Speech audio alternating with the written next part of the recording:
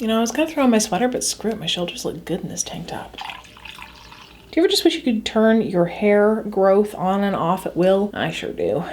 Hi friends. Today is going to be the final video in the series on the Antiquity palette. And for the last few palette potential series, I've really enjoyed making the final video something I like to call basic to bold. Because most people I know do want to see how any palette will perform just throwing together a really basic look. But I also don't think that those basic looks warrant an entire video. So the first look in this video is going to be simple, basic, neutral. And then the second look in this video is going to be, hopefully, if I can pull it off, something really bold, really over the top. But if that sounds like fun to you, then please keep on watching and let's get started.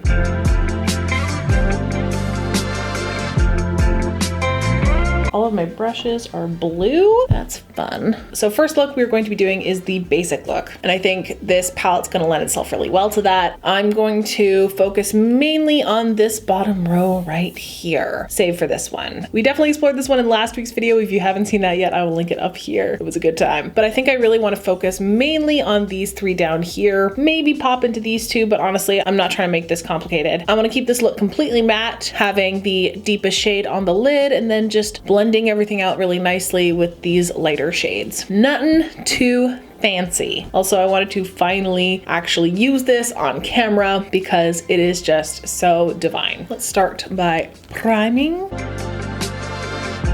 I'm surprised there's still any product left in this tube. It's gotta be at least 3 years old by now. I have no idea if this is going to seal my fate for today, but I want to try starting with the darkest shade, packing it onto the lid. This is Morning. I was going to start from the lightest shade and work my way in, but I just suddenly changed my mind for absolutely no reason. Oh, she is powdery. Anyway, let's start pressing her into the lid.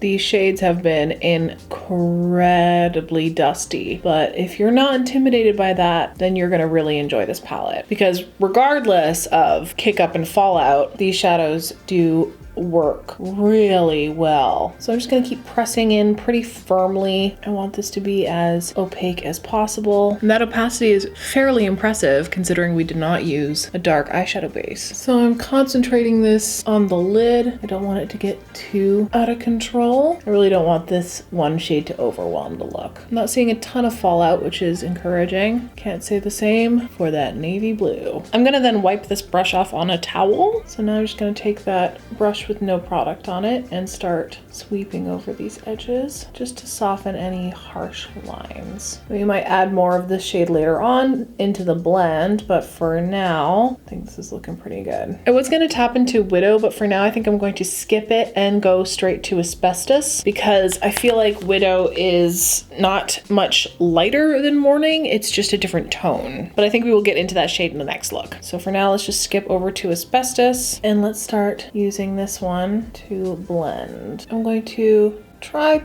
packing it first over that edge and then start to blend. I think this has got to be one of my favorite mattes in the palette. I think it is so pretty. Not too dark, but just deep enough, rich and warm, and blends out really well, like pretty effortlessly. And then let's go back into Morning just to go over where the two shadows meet a little bit more.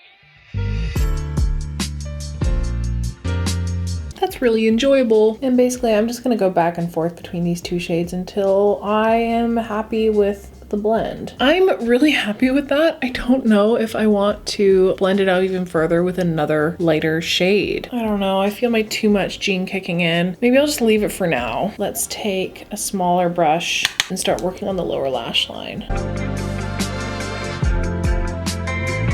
Oh my god, every conceivable sound is happening outside right now. I'm just using the same two shades to smoke out the lower lash line.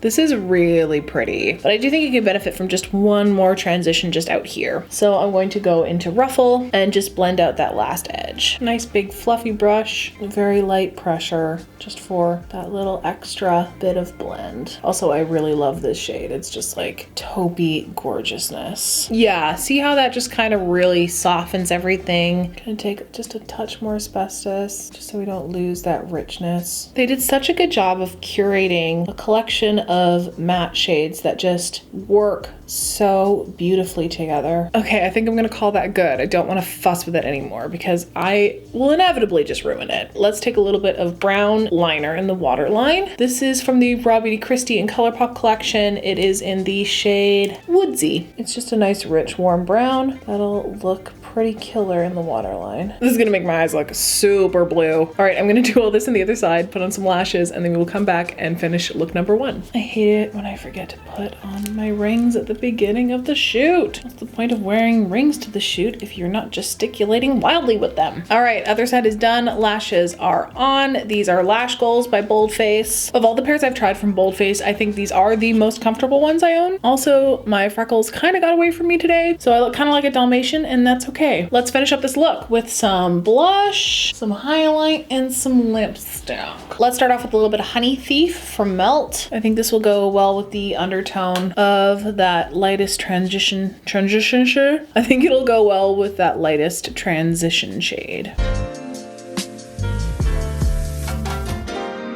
Actually, you know, I was going to deepen that up, but I think it looks really pretty on its own, so I'm just going to leave it as it is. Very uncharacteristic of me, I know. However, let's throw on some ambient blush as well.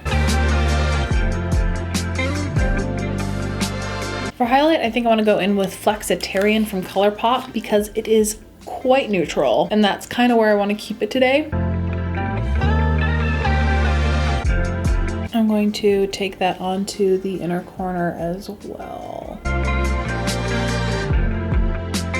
I've really been enjoying concentrating highlighter right in this little area of the face. I just think it's a really super flattering placement of highlight. All right, let's quickly line these lips. And for this, I'm going to use one of the lip liners from the ColourPop Hocus Pocus collection in the color Lucky Rat Tail. These liners are so soft, you have to be really, really careful when you're lining your lips because it can get out of hand real fast. Let's dive into Devotion.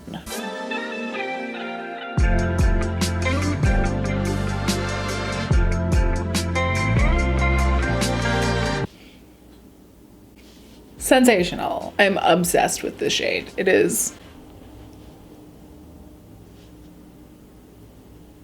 you know, let's call that done and spray her down.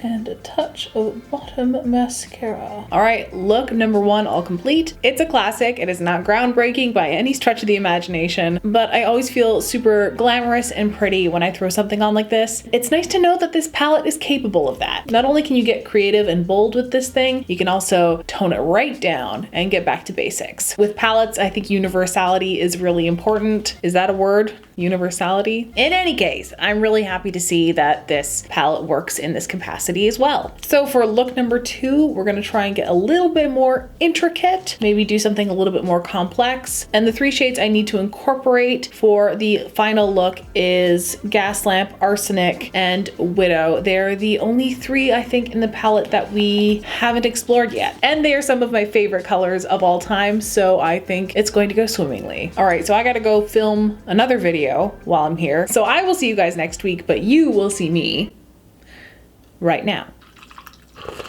And we're back. Look number 2 today. So today is going to be the final look that I'll be doing in this series for the Antiquity palette, and it is going to be the bold look. So my plan is to do a big full cut crease all the way out with a giant wing. I really want to give Arsenic a chance to shine, and I think this mustard shade will really complement it nicely, and we'll use this to deepen up the crease. Hopefully, all being well, I think it'll be a nice look. I'm pretty sure every basic to bold that I've ever done on this channel, the bold look is usually pretty much without fail always a cut crease, because to me those like really sharp cutting lines always seem really bold to me, really graphic, and like I could probably be more innovative. It's true. Do I want to though?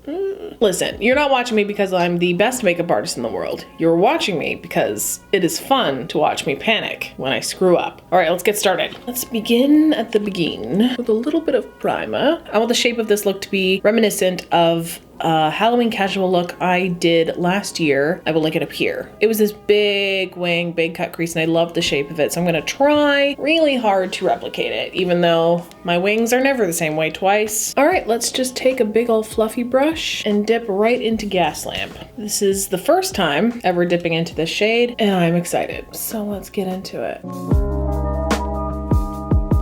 I can't believe it took me until the very end of this series to dip into that mustard. And because we're cutting it out all the way across, I don't have to blend it into that outer third, which feels very foreign. This shade is amazing. So gorgeous. I'm gonna switch to a smaller brush just to get some precision on the tail here. I think I want to blend out that top just with a hint of ruffle, that lightest taupey matte shade. I'm using really light pressure for this. I'm going to deepen everything up with a little bit of Widow.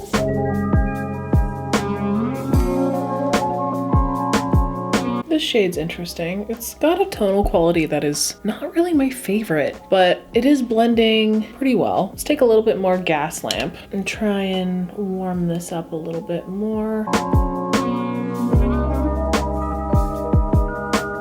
It's not a bad shade. Like, it's fine. It's just not really doing it for me for some reason. Let's cut a crease. Staring straight ahead, and we're gonna stamp it out.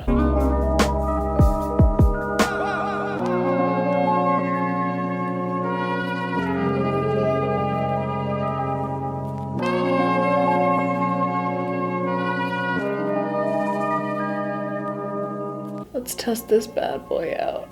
I've been waiting for this. Let's just take it onto the finger first. Trying to cover as much surface area with my finger as possible before having to go in with a brush. Okay, she's pretty. Again, very subtle, not unlike the other shimmers in the palette. Okay, now let's go in with a brush to finish this off. It's pretty, but it's definitely not as high shine as I would like. I do like this color combination, however. Because the line is just so aggressive right now, I think I'm gonna have to go in and save it with a little bit of glitter liner. Because glitter liner saves everything, guys. A little Midnight Cowboy will help things along.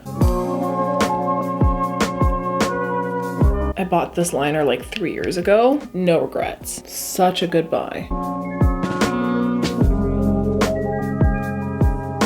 Oh yeah, oh yeah, oh yeah. Let's see if I ruin this, folks. Here we go.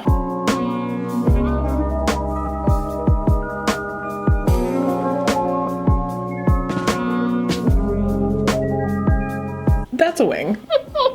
God. All right, because it is so mammoth in size, I think I'm gonna have to go in with a gel liner to fill it in. Also, the liner seems to be having a hard time over top of this shadow.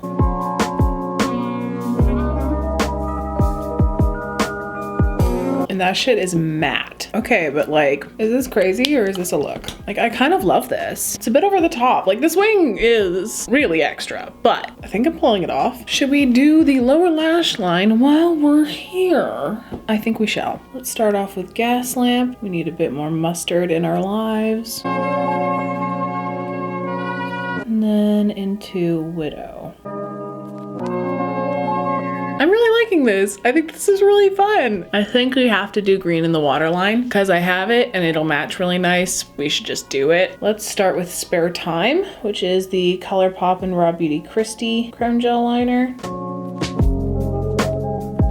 And I'm getting so much use out of these, I'm loving it. I'm gonna layer on top of that with Black Flame Candle. And this one's from the Hocus Pocus collection, just to give it a little bit of metallic shine. Okay, I think this is a good spot. I'm going to leave it here, go do it on the other side. Wish me luck trying to match this wing. All right, let me go do that, throw in some lashes, and then we will come back and finish the final look. I don't know what the hell's happening with the neighbors upstairs, but apparently it just had to get done at 2:15 in the afternoon on a Monday. Not really sure what that's about. Sounds important. Hopefully it's not going to be for the rest of the shoot. Other side is done. The lashes are on. These are blown away by boldface. Because they're so enormous, I don't get the opportunity to wear them very often, but I feel like a glitter cut crease is probably as good a time as any to pull these out. Actually, I'm quite impressed with myself at how symmetrical I was able to make these two sides. However, I do think I went a bit overboard on the glitter on this side. I do actually prefer how it looks on the first side, but this look is really growing on me. I'm really happy with how it turned out. Let's move on to the rest of the face. As usual, I'm at a loss. I do kind of want to keep everything kind of in the peachy family, but still keep it pretty toned down. So I think I'm actually going to go in with the same blush I used in the first look.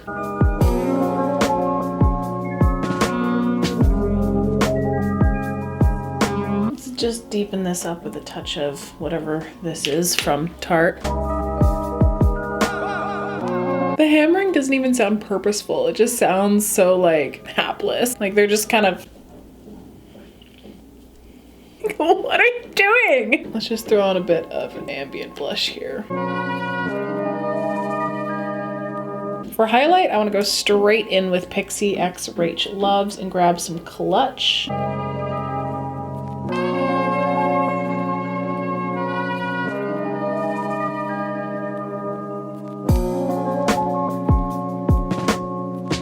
Lips. First we line.